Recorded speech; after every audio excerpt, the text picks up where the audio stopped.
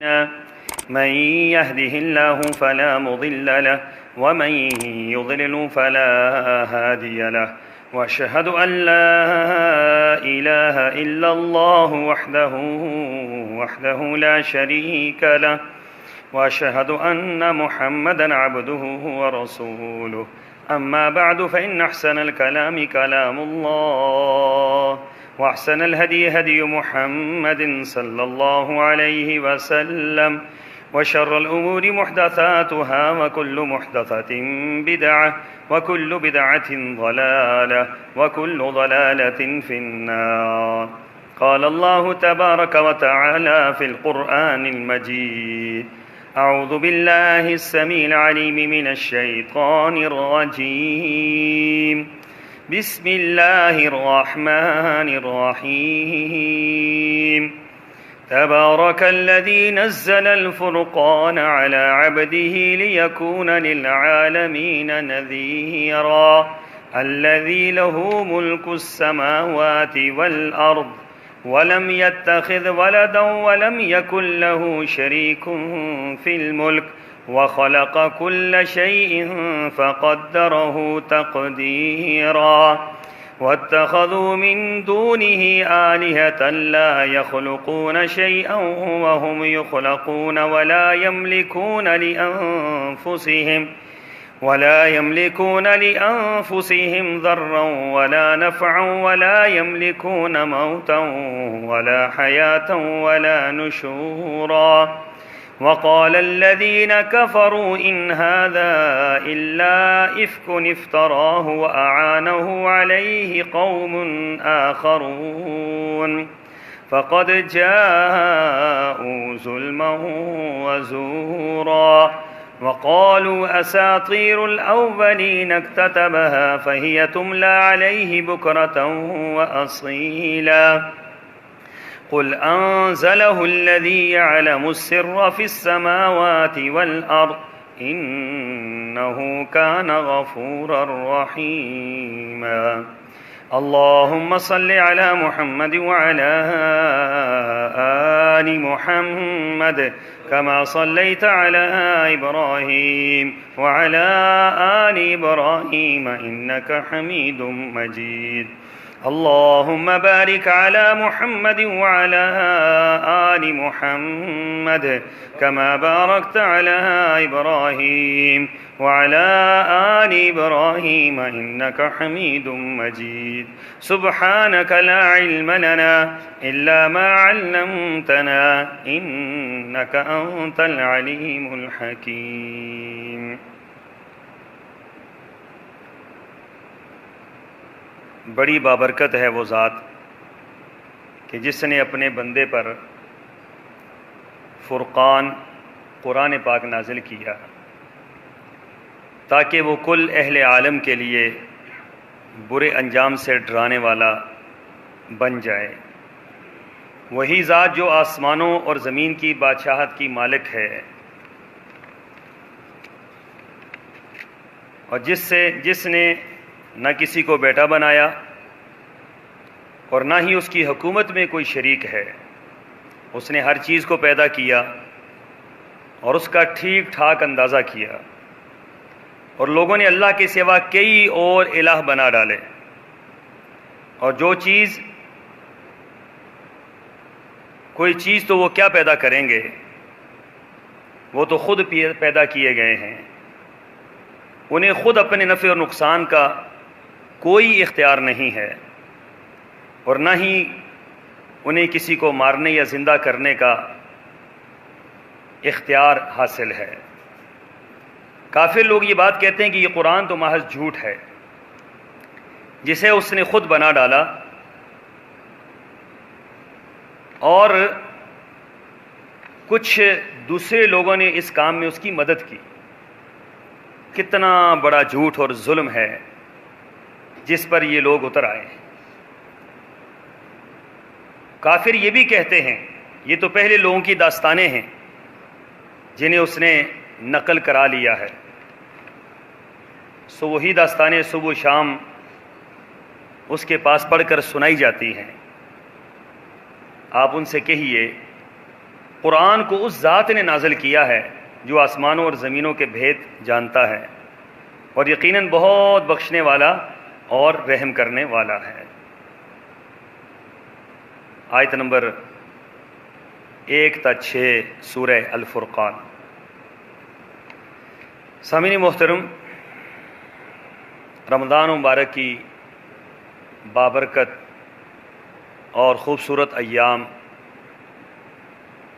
اپنے آخری مراحل میں داخل ہو چکے ہیں، اور یہ رمضان کی فضیلت، یہ روزوں کی فضیلت، اس موقع پر قیام اللیل کی فضیلت، صدقہ خیرات کی فضیلت، ہر چیز کے پیچھے قرآن کی تعلیمات کا دخل ہے۔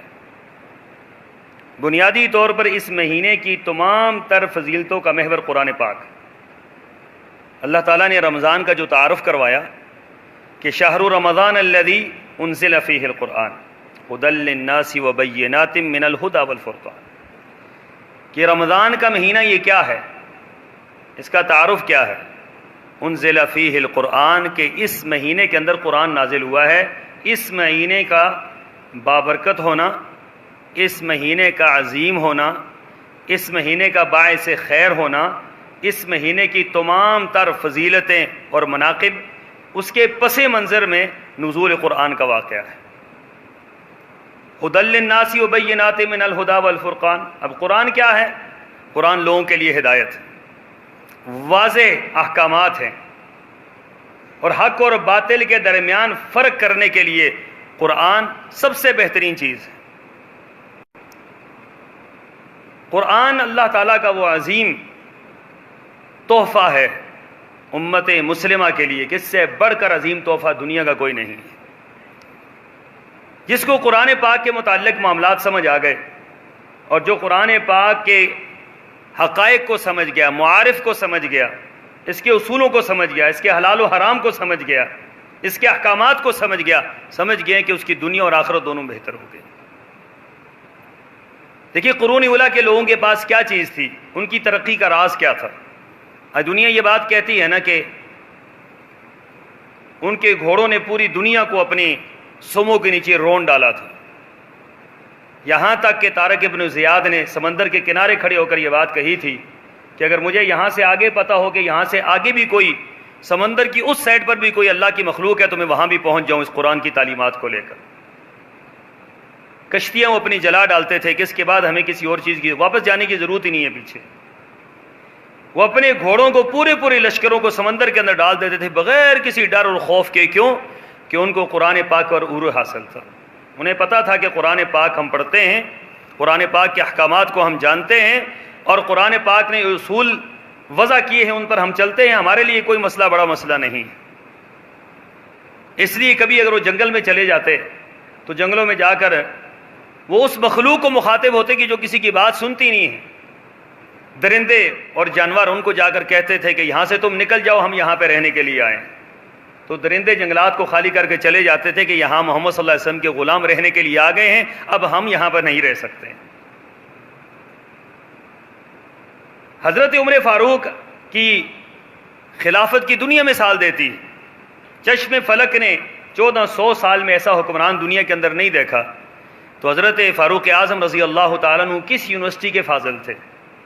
کہاں سے انہوں نے دین سیکھا، سیاست سیکھی، نظام عدل سیکھا، چلانے کے گر سیکھے، حلال و حرام پر دسترس سیکھی، اور قانون کے نفاذ کی ایک قوت و طاقت سیکھی۔ حضرت فاروق اعظم کہاں کے پڑے ہوئے تھے؟ یہ تو وہی فاروق اعظم تھے نا جو اپنے آپ کو، اپنی داڑھی کو پکڑ کر یہ کہا کرتے تھے کہ اے خطاب کے بیٹے تجھے بکریاں نہیں چرانی آتی تھی۔ تو جب بکریاں لے کے جاتا تھا نا مکہ مکرمہ میں پہاڑوں میں، تو ایسی جگہ پر بکریاں لے جاتا کہ جہاں پر ان کے لیے چارہ نہیں ہوتا تھا، جہاں ان کے لیے پانی نہیں ہوتا تھا۔ شام کو واپس آتے تو باپ مارتا تھا، خطاب مارتے تھے ان کو، اور ان کو کہتے تھے کہ اے عمر تیرا کیا بنے گا، تجھے بکریاں نہیں چرانی آتی، تیرا کیا بنے گا۔ اور یہی عمر فاروق تھے کہ جو 22 لاکھ مربع میل کے حکمران تھے۔ ایک مرتبہ بادلوں کو دیکھا، بادل مدینہ کے اندر گرج رہے تھے، برسے نہیں ہیں۔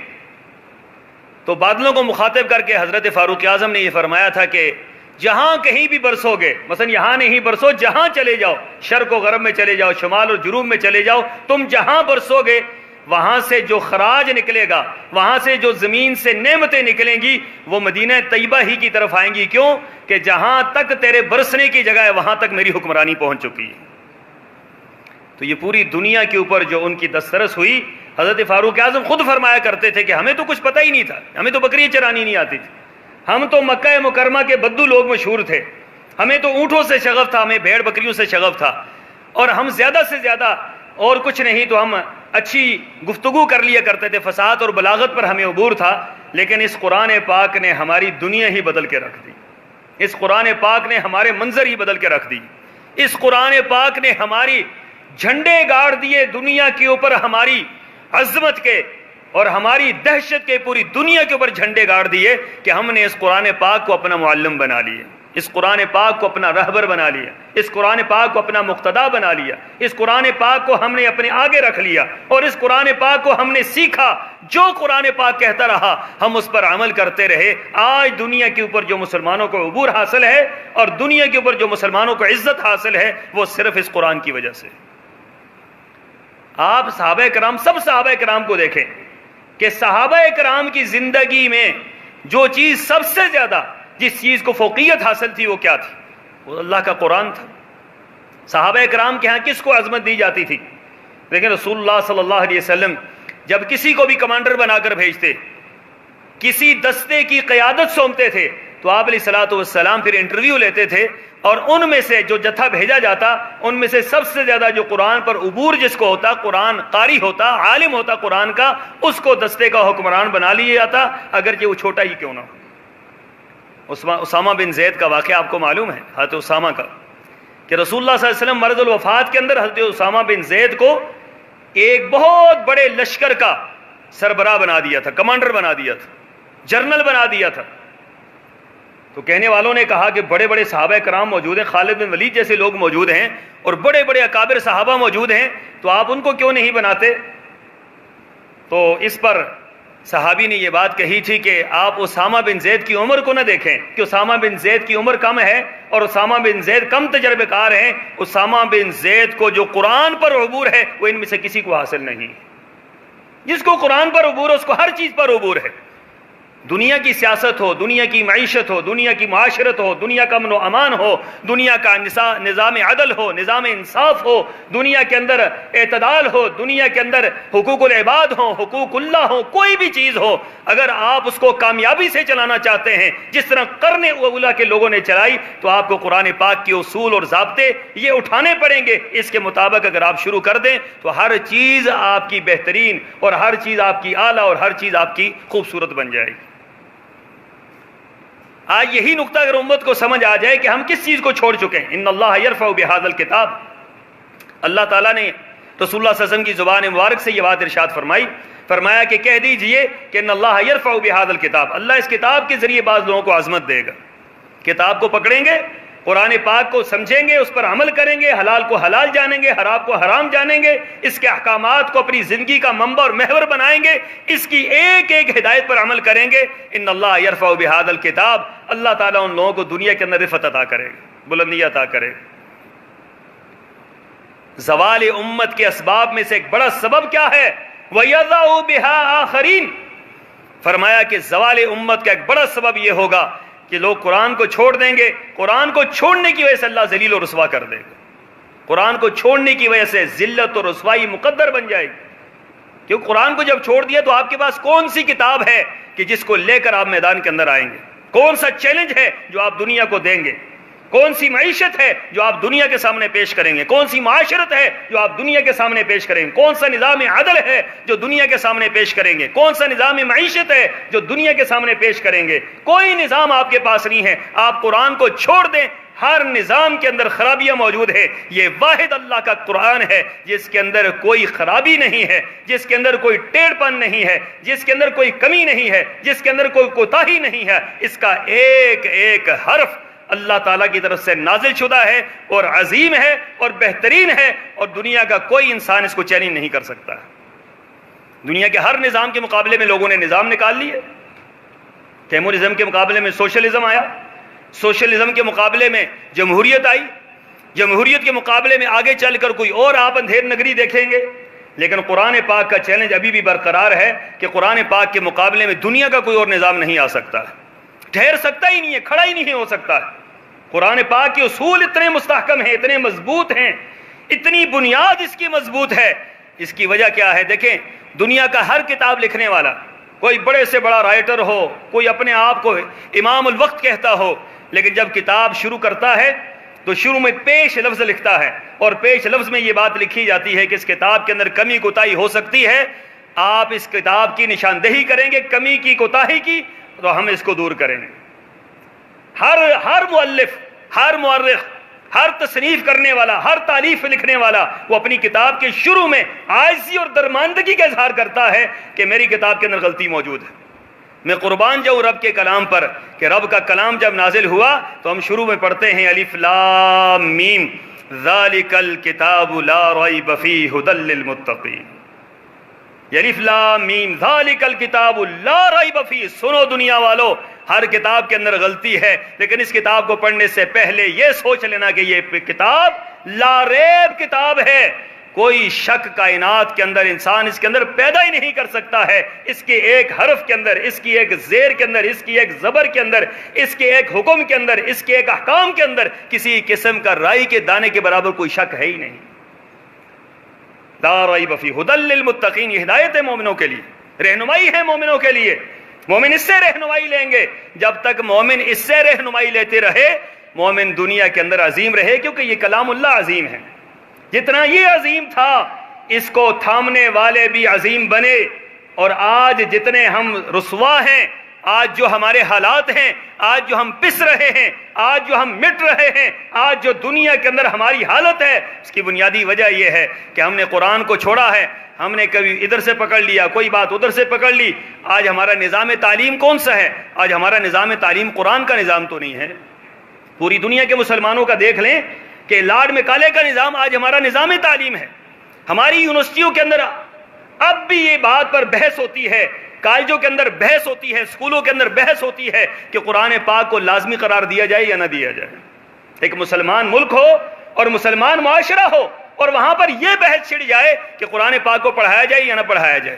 بعض لوگ کہتے ہیں یہ لازمی نہیں ہے، اللہ اکبر، انگلش آپ کی لازمی ہے، میتھ آپ کی لازمی ہے، آپ کی انگلش لازمی ہے، میتھ لازمی ہے، سائنس لازمی ہے۔ جو آپ کا گھڑا ہوا فرسودہ نظام اور جس نظام کو آپ اپنے پاؤں کے نیچے روند رہے ہیں، اس نظام کو تو آپ لازمی قرار دے رہے، اور اس کے لیے آپ بڑے بڑے ٹیچر رکھتے ہیں، بڑے بڑے پیسے لگاتے ہیں، بڑے بڑے اسکول اور بلڈنگیں بناتے ہیں۔ جس قرآن کے لیے اللہ نے پوری کائنات کو سب سے عظیم تر کتاب بنایا، جس قرآن کو نازل کرتے ہوئے اللہ نے جبرائیل کو بھیجا، جس قرآن کو نازل کیا تو محمد رسول اللہ پر نازل کیا، جس قرآن کو دیا تو صحابہ کرام کو دیا، اس قرآن کے لیے آج ہمارے اداروں کے اندر کوئی جگہ موجود نہیں۔ ہمارے پاس نظام تعلیم میں قرآن کی کہاں گنجائش موجود ہے؟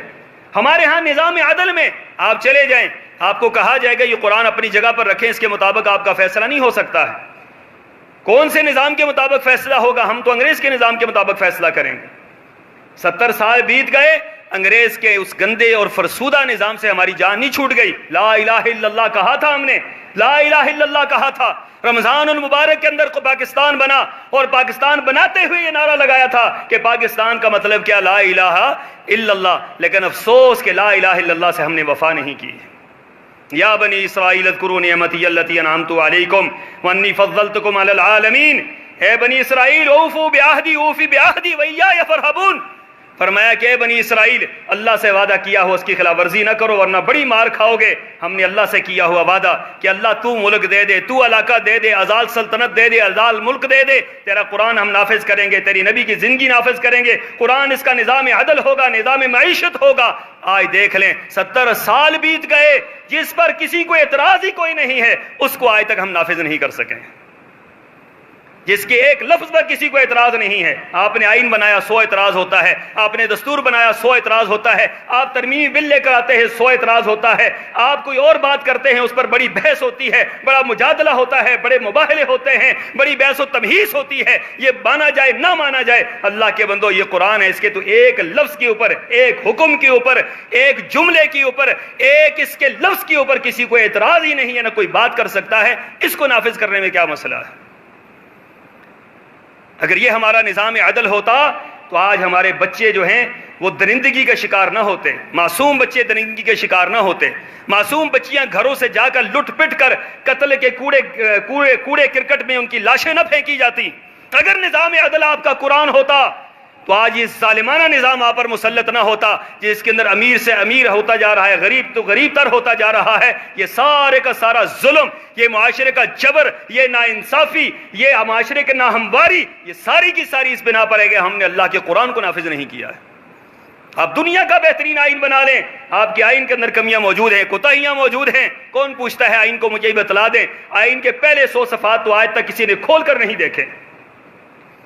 پہلے 100 صفحات آئین کے, اگر آپ کو کبھی موقع ملے تو آئین کے 100 صفحات پہلے پڑھ لیجئے گا, جہاں پر یہ لکھا ہے اسلام دین ہے, اسلام مذہب ہے, قرآن دین ہے, قرآن مذہب ہے, اللہ حاکم اعلیٰ ہے, سب کچھ ہے. اس کو سی کر بند کر کے اسٹیپل لگا کر اس کو چھوڑ دیا ہے. اس کو کسی نے ماننا ہی نہیں ہے, اس سے آگے چل دے.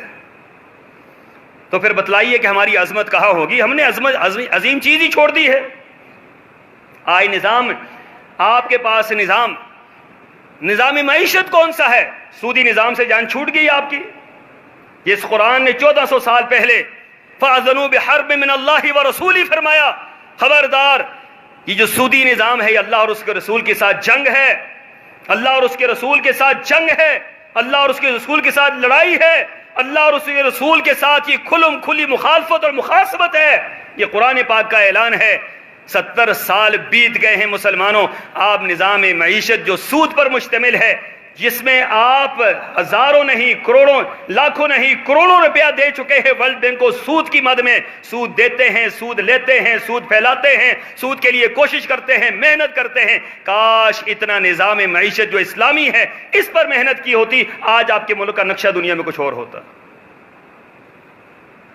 جہاں سے ہمیں خیر ملتی ہے وہاں ہم خیر لینے کو تیار نہیں ہیں.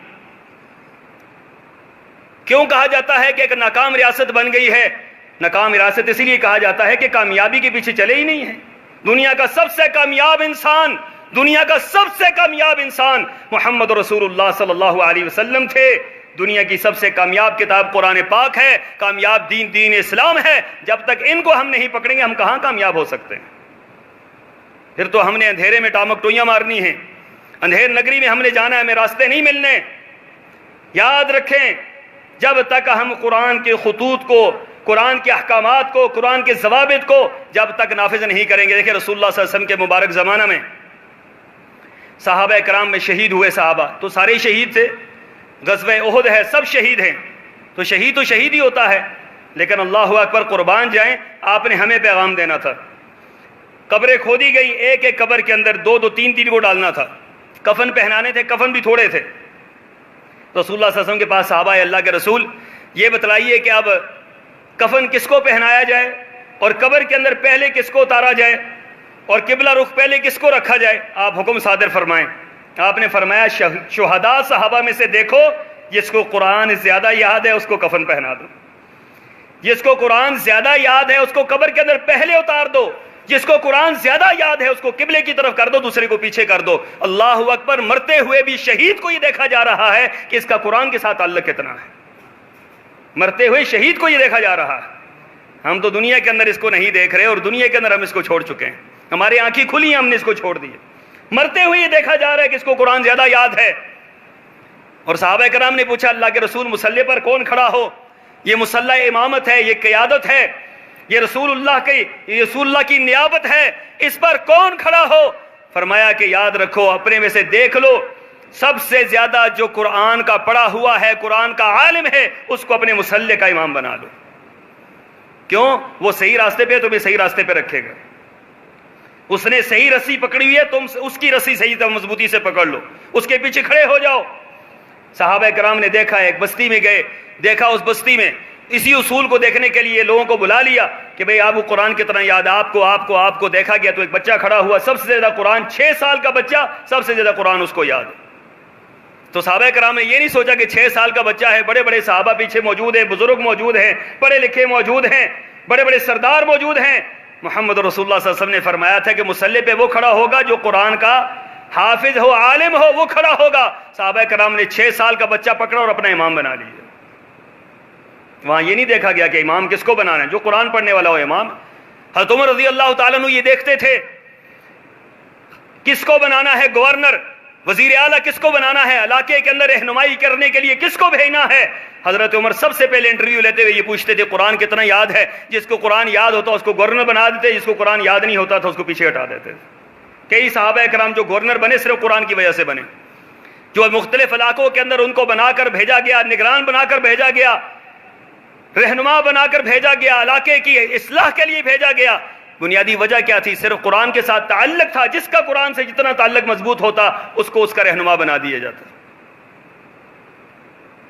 حضرت عمر رضی اللہ تعالیٰ عنہ نے صحابہ کرام کو، تمام اپنے گورنروں کو بلایا مدینہ طیبہ کے اندر میٹنگ کے لیے۔ سارے آئے، مکہ کا گورنر بھی آ گئے۔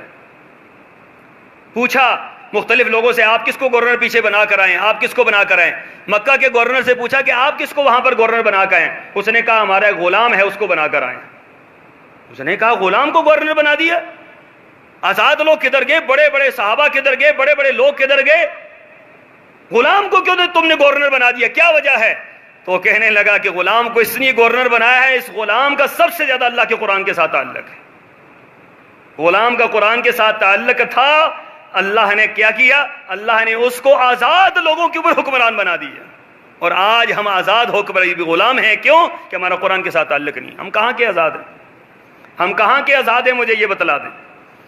ہماری آزادی اس لیے نہیں ہے کہ ہم نے قرآن کو چھوڑ دیا ہے، ہم قرآن سے آزاد ہیں، اس لیے غلام ہی غلام ہیں۔ جو قرآن کے غلام تھے وہ ہر جگہ پر آزاد تھے، وہ ہر جگہ پر عظیم تھے، وہ ہر جگہ پر بلند تھے، سرخرو تھے، سر بلند تھے، ہر ایک کے مقابلے میں سر بکفن تھے۔ ان کے لیے کوئی چیلنج بڑا چیلنج نہیں تھا۔ کیوں؟ قرآن کو سامنے رکھتے تھے، اللہ کی حدود کو قائم رکھتے تھے، اور حلال اور حرام کو سامنے رکھتے تھے، قرآن کی ہر چیز کو مانتے تھے، ہر بات کو پورا کرتے تھے۔ ان کے لیے ہر جگہ پر اللہ تعالیٰ نے خیر ہی خیر رکھی تھی، بھلائی بھلائی رکھی تھی۔ تو اللہ کے بندو، اس عظیم نعمت کو حاصل کرنے کے لیے، اس عظیم نعمت کو پڑھنے کے لیے، اس کے حلال کو حلال اور حرام کو حرام جاننے کے لیے اپنی زندگیاں وقف کر دیں۔ صحابہ کرام سے قیمتی زندگی کسی کی نہیں، رسول اللہ صلی اللہ علیہ وسلم سے قیمتی زندگی کسی کی نہیں ہے۔ آپ علیہ الصلوۃ والسلام سب سے زیادہ قرآن کو پڑھنے والے تھے، صحابہ کرام سب سے زیادہ قرآن کی طرف توجہ کرنے والے تھے۔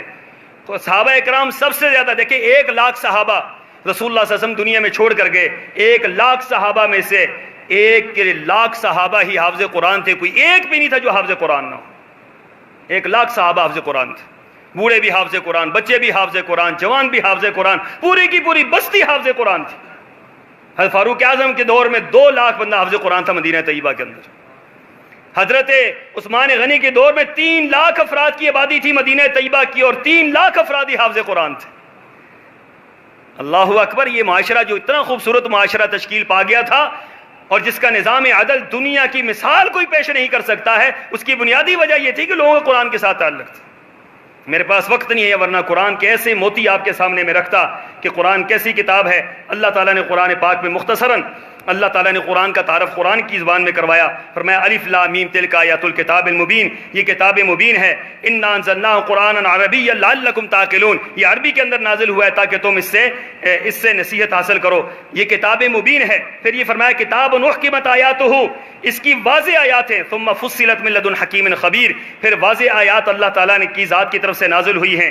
پھر قرآن پاک نے فرمایا وانزلناہ الیک الکتاب بالحق، قرآن پاک حق کی کتاب ہے۔ ھذا کتاب انزلناہ مبارک، یہ کتاب مبارک کتاب ہے۔ وتمت کلمۃ ربک صدقا وعدلا لا مبدل لکلماتہ، ہر کتاب کے اندر کمی بیشی ہو سکتی ہے، ہر کتاب کے اندر کمی کوتاہی ہو سکتی ہے، ہر کتاب کے اندر تبدیلی کی گنجائش باقی رہتی ہے، لیکن فرمایا کہ لا مبدل لکلماتہ، جو کبھی نہیں بدلے گی۔ یا ایھا الناس قد جاءتکم موعظۃ من ربکم، اے لوگو تمہارے پاس تمہارے رب کی طرف سے نصیحت آ چکی ہے، وشفاء لما فی الصدور، تمہارے دلوں کے لیے شفا آ چکی ہے تمام بیماریوں سے، وہدان ہدایت آ چکی ہے، ورحمت رحمت آ چکی ہے للمؤمنین مومنوں کے لیے۔ یہ قرآن پاک کی صورت میں فرمایا ساری کائنات کے لیے نصیحت، ساری کائنات کے لیے عبرت، وہ کیا ہے؟ ان ہوا الا ذکر للعالمین، یہ قرآن ساری کائنات کے لیے نصیحت ہے۔ پھر قرآن فرمایا اللہ نے ہم نے اتارا، ہم اس کے محافظ ہیں، انا نحن نزلنا الذکر وانا له لحافظون۔ پھر فرمایا قرآن کے اندر ہر چیز بیان کر دی ہے۔ آج دنیا کہتی ہے کہ ہمیں ہر چیز کی ضرورت ہے، قرآن کا دعویٰ یہ ہے کہ ہم نے ہر چیز بیان کر دی ہے۔ ونزلنا علیک الکتاب تبیانا لکل شیء وہدی ورحمۃ وبشریٰ للمسلمین، فرمایا کہ ہر چیز جو تمہاری زندگی میں کامیابی کے لیے، آخرت میں کامیابی کے لیے، قبر میں کامیابی کے لیے، میدان محشر میں، پلسرات میں، جہاں جہاں کامیابی کی تمہیں ضرورت ہے وہاں اگر کامیاب ہونا ہے تو تبیانا لکل شیء، پھر قرآن پر عمل کرو، اس کے اندر ہر چیز بیان ہو چکی ہے۔ پھر فرمایا کہ قرآن مثالیں بیان کر کر سمجھاتا ہے، وَلَقَدْ صَرَّفْنَا لِلنَّاسِ فِي هَذَا الْقُرْآنِ مِنْ كُلِّ مَثَلٍ فَأَبَىٰ أَكْثَرُ النَّاسِ إِلَّا كُفُورًا۔ پھر بتلایا قرآن تدریجاً نازل ہوا ہے، یکدم نازل نہیں ہوا، تاکہ قرآن کو لوگ سمجھ بھی لیں۔ قرآن فَرَقْنَاهُ لِتَقْرَأَهُ عَلَى النَّاسِ عَلَىٰ مُكْثٍ وَنَزَّلْنَاهُ تَنزِيلًا۔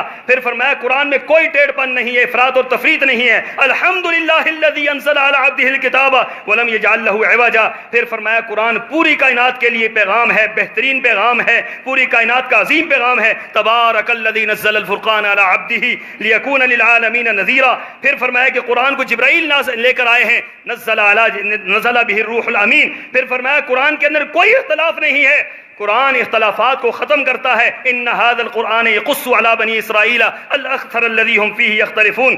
پھر فرمایا قرآن کی تلاوت کیا کرو، وان اتلو القرآن۔ پھر فرمایا قرآن کو سمجھا کرو، افلا یتدبرون القرآن۔ پھر فرمایا قرآن سب سے بہترین کلام ہے، اللہ نزل احسن الحدیث کتابا متشابہا مثانی۔ پھر فرمایا قرآن پڑھنے والا، قرآن ڈرانے والا ہے، بشارتیں دینے والا ہے۔ کتاب فصلت آیاتہ قرآنا عربیا لقوم یعلمون بشیرا ونذیرا فاعرض اکثرهم فهم لا يسمعون۔ پھر فرمایا قرآن خاص رات میں نازل ہوا، انا انزلناہ فی لیلۃ القدر۔ پھر فرمایا قرآن لیلہ مبارکہ میں نازل ہوا، انا انزلناہ فی لیلۃ مبارکۃ انا کنا منذرین فیہا یفرق کل امر حکیم۔ پھر فرمایا کہ قرآن محمد صلی اللہ علیہ وسلم پر نازل ہوا، بما نزل علی محمد والحق من ربہم، محمد صلی اللہ علیہ وسلم پر نازل ہوا اور حق ہے اپنے رب کی طرف سے۔ پھر فرمایا قرآن آسان ہے، قرآن آسان ہے، اتنا عظیم ہونے کے باوجود آسان ہے۔ وَلَقَدْ يَسَّرْنَا الْقُرْآنَ لِلذِّكْرِ فَهَلْ مِن مُدَّكِرٍ، ہے کوئی قرآن کو سمجھنے والا؟ ہم نے قرآن کو آسان بنا دیا ہے کوئی قرآن کو سمجھنے والا؟ ہم نے قرآن کو آسان بنا دیا۔ تو اللہ کے بندو، قرآن کے عجائبات ختم نہیں ہوتے، قرآن خود اپنی تعریف کرتا ہے، وہ ختم نہیں ہوتی۔ کاش وقت ہوتا آپ کو کئی گھنٹے میں اس پر بات کر کے سمجھاتا کہ قرآن کتنی عظیم کتاب اور کتنی اعلیٰ اور عرفہ کتاب ہے۔ اللہ سے عہد کریں رمضان مبارک کے اس آخری جمعے میں، جمعۃ الوداع میں اللہ سے عہد کریں کہ انشاءاللہ خود بھی قرآن پڑھیں گے اور اپنی اولادوں کو بھی قرآن پڑھائیں گے انشاءاللہ۔ خود قرآن سیکھیں گے، اپنی اولادوں کو سکھائیں گے انشاءاللہ، قرآن پر عمل کریں گے، اپنی اولادوں کو کروائیں گے انشاءاللہ، اور اس معاشرے کے اندر قرآن کی تشکیل کے لیے، قرآن کی احیاء کے لیے، اس کے احکامات کے لیے دن رات محنت کریں گے۔ اللہ مجھے اور آپ کو عمل کی توفیق عطا فرمائے۔ وآخر دعوانا ان الحمد للہ رب العالمین۔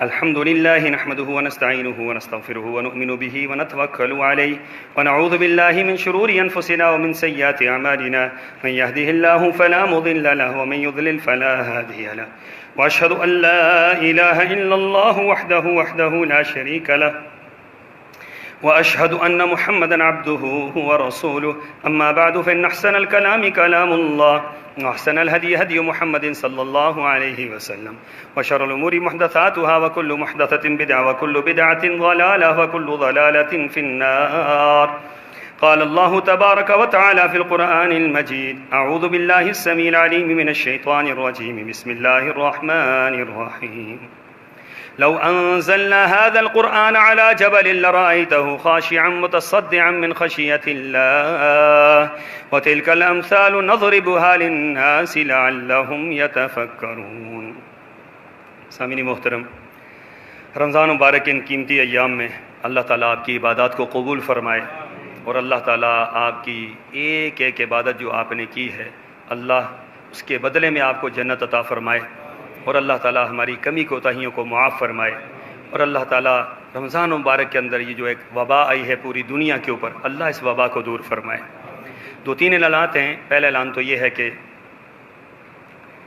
آپ جانتے ہیں کہ 2-2.5 مہینے سے جو غیر معمولی صورتحال ہے پورے دنیا کے اوپر، اس سے ہر شخص متاثر ہوا ہے، اور مجھے بالخصوص میرے جیسے انسان کو اس وقت بات کرتے ہوئے ہچکچاہٹ محسوس ہوتی ہے کہ جب میں واقف ہوں اپنے سامنے بیٹھنے والوں سے کہ انہوں نے کہا ہم تو برباد ہو گئے۔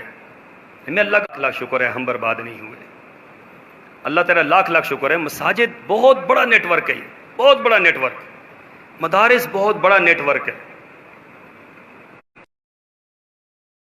اربوں خربوں روپے کی اس کے اوپر اخراجات ہیں، لیکن ابھی تک آپ نے یہ کسی مولوی کے منہ سے سنتے ہوئے نہیں سنا ہوگا کہ ہم برباد ہو گئے، کیونکہ ہم یہ کہتے ہیں اللہ یہ تو تیرا کام ہے، تو نے چلانا ہے، ہم تو صرف ایک وقتی طور پر چوکیدار ہیں تیرے دین کے، بس آواز لگا دیتے ہیں، اللہ آگے معاملہ تو تیرے ہاتھ میں، تو نے پورا کرنا ہے۔